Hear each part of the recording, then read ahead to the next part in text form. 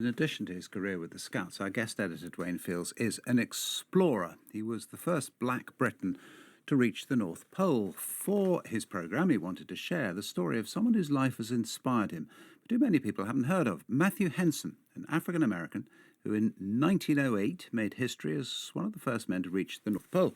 Dwayne spoke to Professor Edna Greene Medford, who's a world-renowned expert in 19th century African-American history, and he began by telling her how he'd first learnt about Henson. I only came across Henson when I was planning to go to the North Pole myself. Following an incident where my life was in danger, I decided I was going to walk to the North Pole for no reason other than to do something that nobody I'd ever met or known had done. And I remember I typed into Google North Pole, and I went down a rabbit hole of clicking on the images and the maps, and eventually I came across a man whose face looked like mine, and Henson. And I thought, whoa, that's odd. I didn't know that black people went to these places or visited these places or spent time in these places.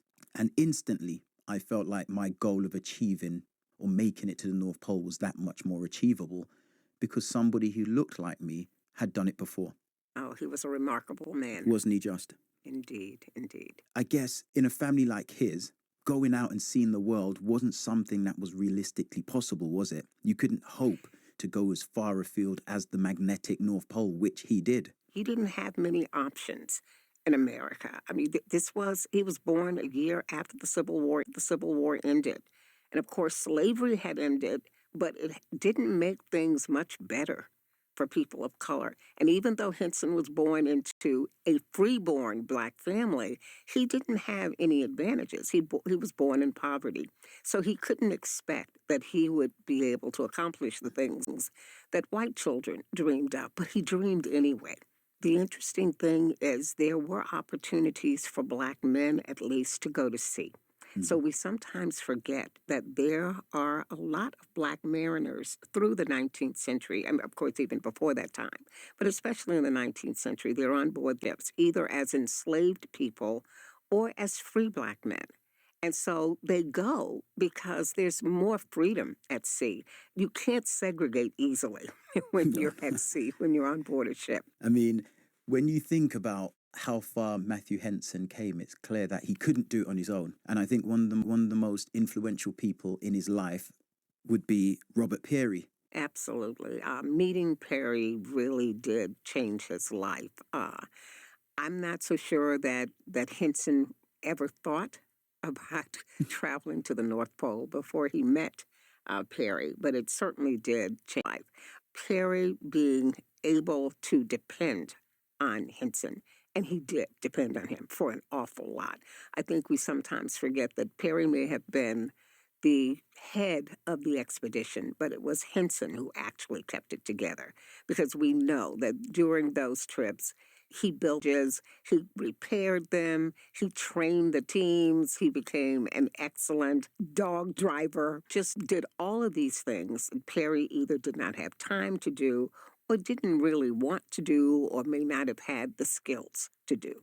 I think they worked as equals until they got to the pole. I believe Peary told him to stop at a certain point, and Henson continued, and he said later that it was a mistake. Yeah. I doubt seriously if it was a mistake. I don't care how friendly you are with someone or how much you know they want to be first. If you're there and you have the opportunity to be first, you're going to take it. He had ambition, and I have no doubt that he took that opportunity to be first. I think we're on the same page with that one.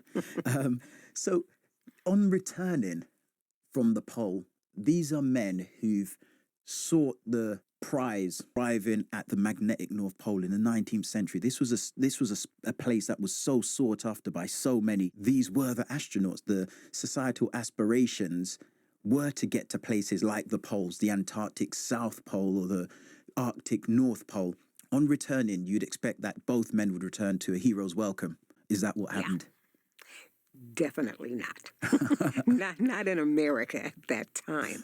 The expectation was that the black man would have been the servant and would not have had the ability to, do anything that would have been of serious advantage to the expedition. So, of course, Perry got the credit.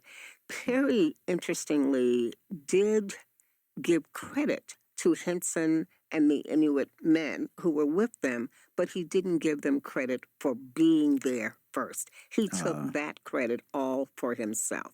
And, the tragic thing is, I don't think one deserves the credit as being the first man. None of them would have gotten there without teamwork. So they Absolutely. should have all shared in the glory, including the 4 Inuit men who joined them there at the pole. I think having read more about Matthew Henson, his story, his experience, and what it took for him to get there, I felt like it was my duty to make it and to share his experience of the pole. Absolutely. And that's why history has to be inclusive as well, because all of our children need to understand what has been accomplished before them by people of color and can continue those legacies. And I'm hopeful that some kid somewhere will see me, hear my story, and find something in common or empowerment.